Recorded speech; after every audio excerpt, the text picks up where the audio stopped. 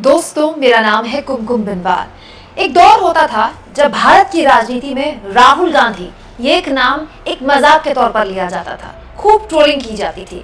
देश की हर समस्या के लिए हर रात प्राइम टाइम में राहुल गांधी से इस्तीफे की मांग की जाती थी। लेकिन एक आज का दौर है दोस्तों, जब राहुल गांधी नहीं, ब्रांड राहुल गांधी पर चर्चा हो रही है। दोस्तों, देश के बड़े पत्रकार प्रभु चावला, इन्होंने एक अंग्रेजी अखबार में राहुल गांधी पर लंबा चौड़ा आर्टिकल लिखा है। न केवल इस आर्टिकल के हाइलाइट्स मैं आपको बताऊंगी, साथ में आपको ये भी बताऊंगी कि अब जो पूरा का पूरा मुकाबला है भारत की राजनीति में, कैसे चाहे या फिर ना चाहते हुए भी brand Rahul Gandhi versus brand Narendra Modi के सामने हो गया है। और ये जब दोनों ब्रांड आपस में टकराते हैं, आमने सामने आते हैं, तो कैसे वक्त और हालात बदलते हुए ब्रांड नरेंद्र मोदी ब्रांड राहुल गांधी के आगे 19 पड़ रहे हैं, हल्के पड़ रहे हैं। सब कुछ तफसील से तर्कों के आधार पर, फैक्ट्स के आधार पर मैं आपको बताने वाली हूँ। लेकिन प्रभु चावला को तो आप जानते हैं दोस्तों, देश के बड़े पत्रकारों में से एक हैं। ये वो पत्रकार है जिन्होंने कई सरकारें अपने सामने बनती, बिगड़ती, आते जाती देख ली। लेकिन चुनाव के बाद राहुल गांधी जिस तरह से एक देश के बड़े नेता के तौर पर उभरे हैं, न केवल विपक्ष का एक मजबूत चेहरा, बल्कि ब्रांड राहुल गांधी पर तमाम तरह की बातें, तमाम तरह की विवेचना हो रही है अब। तो इसको लेकर प्रभु चावला ने भी एक अंग्रेजी अखबार में आर्टिकल लिखा। इस आर्टिकल का शीर्षक है the rise, fall and rise of Raga, यानी कि राहुल गांधी का उदय, राहुल गांधी का फॉल, राहुल गांधी का गिरना और एक बार फिर से राहुल गांधी का उठना। वैसे तो इस आर्टिकल में विस्तार से बहुत सी बातें लिखी गई हैं, लेकिन इसकी कुछ इंपॉर्टेंट हाइलाइट्स खुद जो कि शेयर किए प्रभु चावला ने, उसको ग्राफिक्स के जरिए मैं आपको बताती हूँ। प्रभु चावला अपने इस आर्टिकल में कहते हैं, राजनीति में राहुल को विपक्ष की सबसे पहली लाइन में जगह बनाने में 20 साल से ज्यादा का समय लग गया। अपनी सफेद टी शर्ट से हटके उन्होंने नई लोकसभा के पहले दिन औपचारिक सफेद कुर्ता पहना। डीएनए मायने रखता है। पिता राजीव गांधी और मां सोनिया गांधी भी विपक्ष के नेता थे, जो कि वाजपेयी सरकार के दौरान लगभग 5 साल इस पद पर रहे। अब राहुल के पास पूरा दल और कैबिनेट मंत्री का दर्जा होगा। उन्हें संसद भवन में एक पूरा ऑफिस मिलेगा। उन्हें एक निजी सचिव सहित कई निजी स्टाफ द्वारा मदद मिलेगी। वो लोकपाल, सीबीआई निदेशक, सतर्कता आयुक्त, सूचना आयुक्त और चुनाव आयुक्तों का चयन करने वाले कई तरह के पैनल में होंगे। उन्हें किसी भी बहस को शुरू करने और पीएम के भाषणों का जवाब देने का अब विशेषाधिकार होगा। दोस्तों, राहुल गांधी अपने आप में एक केस स्टडी है। मतलब हम अपने आसपास बहुत से हीरोज को देखते हैं, बहुत से लोगों को इंस्पिरेशन के तौर पे देखते हैं, लेकिन यकीन मानिए हम राहुल गांधी को एक ऐसी इंस्पिरेशन के लिए या फिर एक केस स्टडी के तौर पर देख सकते हैं, जिस पर पिछले 10 सालों में कितने हमले हुए। पीएम मोदी से लेकर तमाम पूरी की पूरी बीजेपी की जितने भी लोग हैं, पूरी बीजेपी का पूरा एक राजनीति है, वो नेहरू गांधी परिवार के इर्द गिर्द घूमती है। पूरे चुनाव में मोदी जी ने राहुल गांधी का नाम नहीं लिया, शहजादा शहजादा कहा। इसके अलावा राहुल गांधी के परिवार को लेकर किस तरह के आरोप पिछले 10 सालों में लगे रहे। देश की हर समस्या के लिए राहुल गांधी से प्राइम टाइम में इस्तीफा मांगा गया। पिछले 10 सालों में जिस हद तक की फेक न्यूज और एक पप्पूकरण करने की कोशिश की गई राहुल गांधी की, सोची समझी रणनीति के तहत, लेकिन आज दोस्तों, आज देखिए, उसके बावजूद भी राहुल गांधी अपनी राजनीति में डटे रहे। यकीन मानिए, जिस तरह की ट्रोलिंग राहुल गांधी की हुई और उसके बाद लगातार हार पर हार अलग अलग राज्यों के चुनाव में, 2019 के लोकसभा चुनाव में राहुल गांधी की अगुवाई में कांग्रेस पार्टी को झेलनी पड़ी। कोई और नेता होता, यकीन मानिए कोई और नेता होता ना, वो अब तक अपने आप को राजनीति से उसने अलग कर लिया होता। अगर मैं मोदी जी की बात करूं, जो लगातार जीत रहे हैं, अगर इतनी हार उन्होंने देखी होती ना, तो पता नहीं वो अभी तक राजनीति में होते कि नहीं होते। लेकिन राहुल गांधी अपने आप में केस स्टडी है कि ये बंदा हारा नहीं, लगातार अपने मूल्यों पर, अपने सिद्धांतों पर टिके रहे। पूरे चुनाव में राहुल गांधी का लोगों ने मजाक उड़ाया कि संविधान में कोई मुद्दा हो सकता है, लेकिन संविधान की किताब में हाथ में लिए राहुल गांधी ने न केवल साबित किया कि संविधान एक मुद्दा हो सकता है, बल्कि उस मुद्दे के जरिए एक जबरदस्त कमबैक न केवल अपनी पार्टी के तौर पर, बल्कि उत्तर प्रदेश जैसे राज्य में राहुल गांधी ने करके दिखाया है। एक ऐसी पार्टी के लिए, कांग्रेस पार्टी एक ऐसी पार्टी है दोस्तों, जिसके पास ना तो बहुत पैसा है आज के वक्त में, क्योंकि सरकारें नहीं है अलग अलग राज्यों में, दूसरा बहुत बड़ा कैडर भी नहीं है।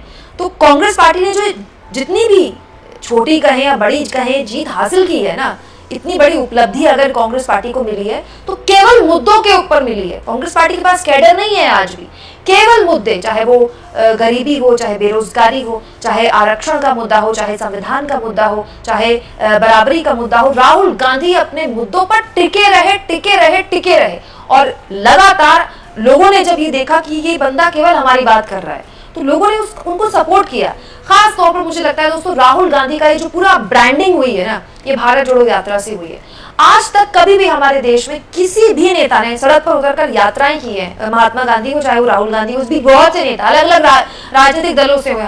आडवाणी की रथ यात्रा भी एक तरह की यात्रा थी। वो सड़क पर हो सकता है कि वो राम मंदिर के मुद्दे पर हो, लेकिन राम मंदिर का मुद्दा तो एक राजनीतिक मुद्दा था ना, एक राजनीतिक मुद्दा था जिसका बीजेपी को बहुत फायदा हुआ। उस रथ यात्रा के बाद बीजेपी एक जबरदस्त बड़ी पार्टी बनकर उभरी, लोकसभा में भी और अलग अलग राज्यों में भी। तो यात्रा चाहे कोई भी हो, हमारे देश में जब भी जमीन पर कोई नेता उतरा है दोस्तों, उसको फायदा मिला है। फायदा ऐसा मिला है कि लोगों ने उससे कनेक्ट किया है।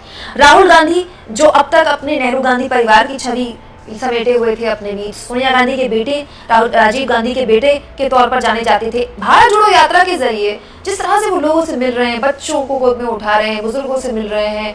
उसके बाद भी राहुल गांधी ने इस यात्रा के बाद भी, चाहे कभी मैकेनिक्स से बात करनी हो, चाहे स्टूडेंट से बात करनी हो, चाहे अलग अलग क्षेत्र में काम करने वाले लोगों से बात करनी हो, ट्रक ड्राइवर से बात करनी हो, राहुल गांधी ने ऐसा कोई मौका नहीं छोड़ा जब वो आम आदमी के बीच नहीं जाते थे। तो जनता कनेक्ट करती कि यार तो हमारे जैसा बात करता है और कपड़े भी हमारे जैसे पहनता है।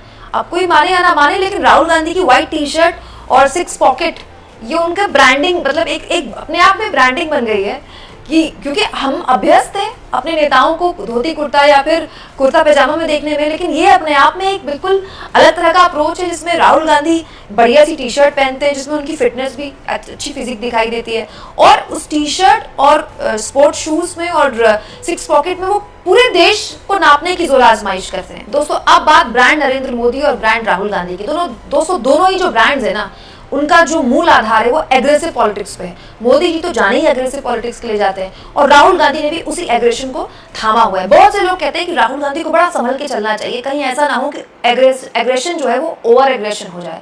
लेकिन मैं मानती हूँ दोस्तों कि हमारे देश में अगर आपको पॉलिटिक्स करनी है आज के दौर में, तो आपको एग्रेसिव होना बहुत जरूरी है, क्योंकि माहौल ऐसा हो गया है ना कि अगर आप एग्रेसिव नहीं होंगे, सॉफ्ट होंगे, तो आपको उस सॉफ्टनेस के लिए आपकी कमजोरी के तौर पर आपको देखा जाएगा।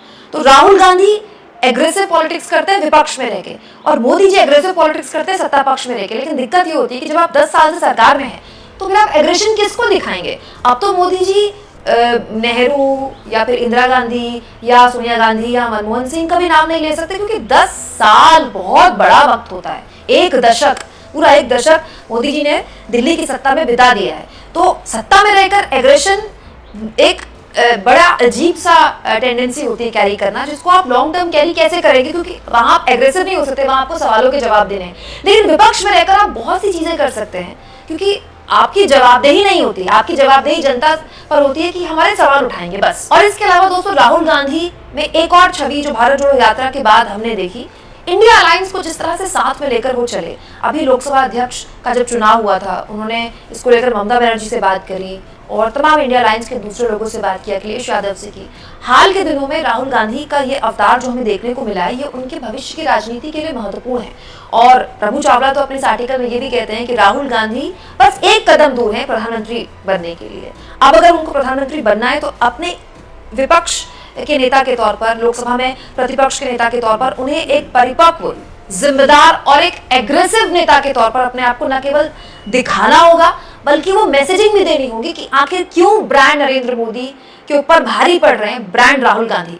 मतलब देखिए दोस्तों, वक्त और हालात कैसे बदलते हैं। अगर आप लगातार अपने उद्देश्य, अपने गोल पर ध्यान केंद्रित रखें और लगातार उसके लिए प्रयास करें, तो आज राहुल गांधी, जिसको मोदी जी अपने सामने एक तरह का ब्रांड मानते भी नहीं थे, मोदी जी ने कभी माना ही नहीं कि राहुल गांधी उनसे लड़ने लायक हैं, ये सच्चाई है। मोदी जी ने राहुल गांधी का तो हमेशा मजाक उड़ाया है या उनकी आलोचना की, और आलोचना करने के लिए उनके नाम तक का इस्तेमाल नहीं किया। आज इस बात पर चर्चा हो रही है कि ब्रांड नरेंद्र मोदी और ब्रांड राहुल गांधी में कौन सा ब्रांड किस पर भारी पड़ सकता है। ये है दोस्तों, वक्त के साथ अपने आप को बदलने और उस बदलती हुई राजनीति में खुद को ढालने का परिणाम, वो मेहनत जिसका फल राहुल गांधी को मिला है। आपको क्या लगता है दोस्तों, ये जो ब्रांड राहुल गांधी, जिस पर राहुल गांधी ने हाल के 5-7 सालों में जबरदस्त तरीके से इन्वेस्ट किया है, तब जब पूरी ट्रोल आर्मी उनके पीछे है, जरा सी बात पर उनके वीडियोस मॉफ किए गए, फोटोशॉप की गई उनकी फोटोज, उसके बाद उसको आईटी सेल में व्हाट्सएप यूनिवर्सिटी द्वारा फैलाया गया, न्यूज चैनल वाले आपके पीछे पड़े, उसके बावजूद भी आप डटे रहे, लड़े रहे। आपकी भारत जोड़ो यात्रा को न्यूज चैनल वालों ने तरजीह भी नहीं दी, उसके बावजूद भी आप लड़े रहे और डटे रहे। ये राहुल गांधी की भविष्य की राजनीति के कौन से रूप को दिखाता है? दोस्तों, आपको क्या लगता है, उम्र के इस दौर में जब नरेंद्र मोदी पर आम आदमी पार्टी जैसे लोग कह रहे हैं कि अगले साल वो रिटायर ले लेंगे, राहुल गांधी के पास अभी काफी उम्र है, राहुल गांधी के पास अचीव करने के लिए क्या कुछ है और वो कौन सी कमियां हैं जिस पर राहुल गांधी काम कर सकते हैं? कमेंट बॉक्स में जरूर लिखें।